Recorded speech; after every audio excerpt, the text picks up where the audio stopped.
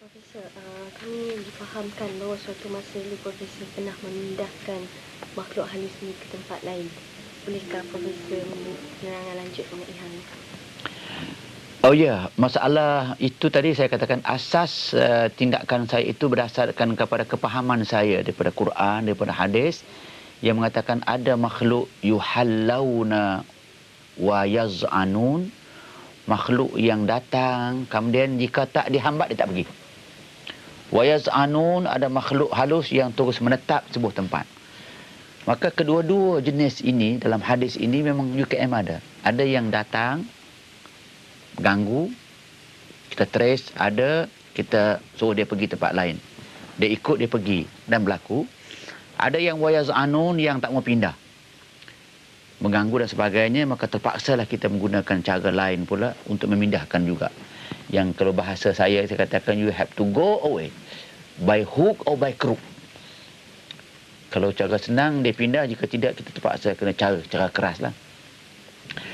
Okey, mungkin untuk pengetahuan dan rekod mungkin saya katakan bahawa dalam konteks yang kita sedang berada dalam interview ini, saya menyatakan bahawa ada dua peristiwa besar di UKM ini yang mungkin ada kena mengena dengan kajian ini bagi orang yang ingin nak mengkaji lah, yang tak mau sudahlah. Tiket easy pun tak apa, tiket serius pun tidak mengapa.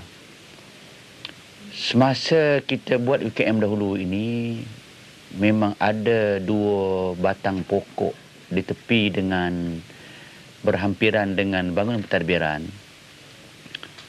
yang saya dimaklumkan pokok itu memang dekat dengan bangunan tinggi.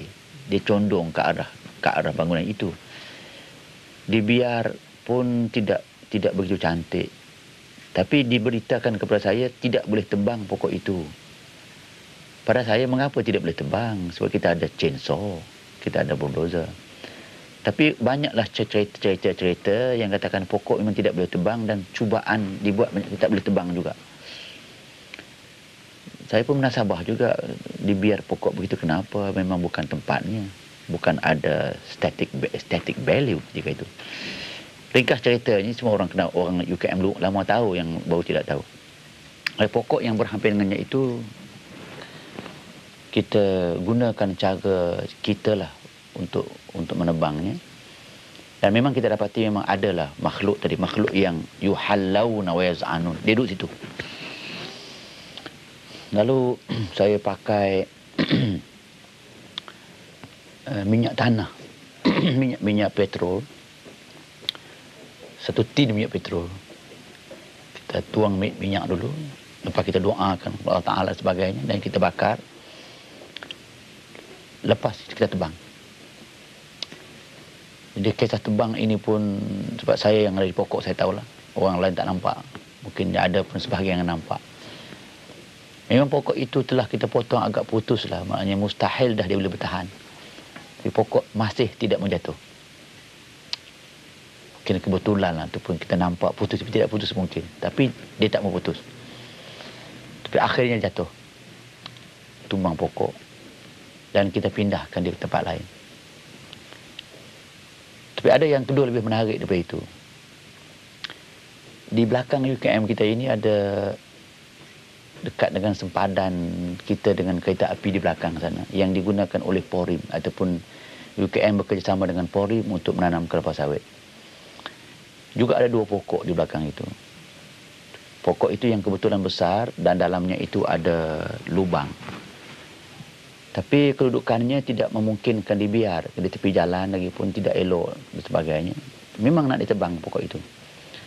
Yang saya fahamkan, pokok itu nak ditebang, tidak ada gangguan apa-apa, mudah tebang saja. Tapi diberi kepada orang yang sepatutnya nebaskan kawasan itu yang untuk ditanamkan kelapa sawit, mereka tak boleh tebang. Ada cerita macam-macam lah, itulah, inilah, itu. Tak ada kisah lah. Tapi akhirnya terpaksa mencari kontrak lain, kontrak baru, tender baru. Saya dipahamkan tender baru untuk tebang dua pokok itu RM6,000. Sedangkan boleh buat kerja itu dalam setengah jam saja. Katanya orang yang mungkin yang ingin mendapat maklumat lebih, sila buat kajian dengan Porim lah. Dengan Porim, dengan UKM pun tahulah bagian unit bangunan. Jadi di tender RM6,000 pun orang itu pergi nak cuba tebang pun tak dapat tebang juga. Cerita macam-macam lah. Dah ada keluar daripada lubang pokok itu yang bawa lembing 3 mata dan sebagainya, ada yang sakit. Itu cerita lah, saya tak mau pastikan itu. Saya tak mau ambil tahu. Tapi yang penting tak tebang juga. Retender sampai ke peringkat saya faham sampai 26,000. Tebang pokok, 2 pokok sampai puluh ribu lah. Angka sebenarnya saya tak tahu. Yang dapat ini pun, yang dapat 10,000 ini pun akhirnya tak boleh tebang juga. Lalu adalah pihak yang minta tolong kita tebang. Saya dalam kerja seperti ini, saya boleh tolong tapi dengan syarat. Apa syaratnya? Jangan upah saya. Kalau upah saya tak boleh buat. Nanti kalau setuju syarat saya buat dengan percuma, boleh. Orang kata lagi bagus, tak apalah. Tapi saya tidak buat itu kerana manusia, kerana nak menunjuk, kerana upah yang sedikit atau upah yang banyak. Banyaklah 20,000. 2 pokok kerja setengah jam, mana ada. Yang pentingnya, saya bersetuju untuk tebang pokok itu dengan kawan-kawan saya yang ramai, dengan tak diupah. Pada hari kami pergi tebang itu memanglah ada pokok itu dengan lubang tengah-tengahnya dan ada tempat Hindu beribadat padanya. Dan suasana tempat itu memanglah kata orang tak takut tapi serem. Tapi saya alhamdulillah tidak serem. Kita tebang pokok yang pertama biasa. Tapi pokok yang kedua itu yang lubang tengah-tengah itu memang semua disaksikan oleh ratus-ratus mata manusia. Memang sampai yang telah kita tebang habis semua dah. Kita potong, dah keliling semua dah. Yang pelik pula pokok dia condong begitu. Pokok condong. Kita tebang sini ni, kita sudah habis dah ni. Dengan chainsaw panjang. Saya bawa pokok tu. Tak tebang. Maka di pokok jadi memusik. Semua orang nampak je.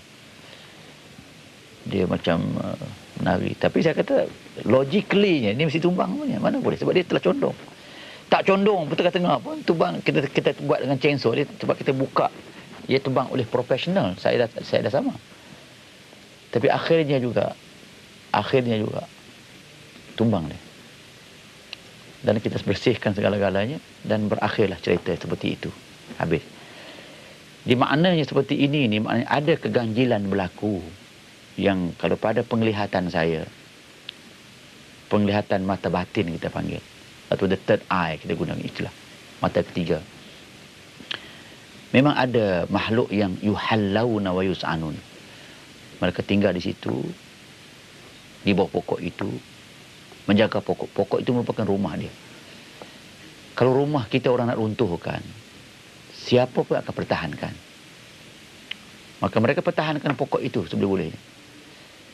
Adapun yang menerima ancaman saya, kalau kamu tebang ini, kamu jadi begini, itu cerita saya begitu lumrah dah. So, usah ugut saya. Mungkin saya kata bahasa itu tidak elok. Bahasa saya orang tak makan ugut. Kerana saya berpegang teguh kepada Allah Subhanahu Wa Taala yang akan membela kita. Dengan syarat, buat betul. Jangan buat syirik kepada Allah Ta'ala. Tawakal kepada Allah bulat-bulat. Tebang. Sini pun tebang, di lain pun tebang. Di mana pun kita tebang. Jadi inilah saya katakan tadi bahawa itu di antara contoh-contoh yang berlaku di UKM ini. Tapi saya nak tekan lagi mengatakan bahawa hal seperti ini jangan pandangkan berlaku UKM sahaja. Dia berlaku seluruh Malaysia. Kita tapi sampai ke Johor, ke Perak, ke Pulau Pinang, ke Perlis, ke Padang Besar, ke Terengganu dan sebagainya. Di mana-mana pun ada. Cuma kita nak melihat yang tidak ada pada saya tidak ada niat untuk merosakkan atau menginanyai siapa mana-mana makhluk. Saya melihat jika tempat itu sudah ada gangguan sampai ke peringkat mengganggu ketenteraman orang-orang saya, orang-orang kita, budak-budak saya, anak-anak saya di UKM ini mengganggu dia, maka saya masuk campur. Campur itu semata-mata untuk memberi suatu macam treatment, kita panggil, pengubatan kepada kebaikan, untuk kebaikan orang-orang kita. Dan yang menyembuh sebenarnya bukan kita, Allah Subhanahu Wa Taala. Itulah yang kita buat selama ini untuk menjaga ketenteraman di kawasan ini.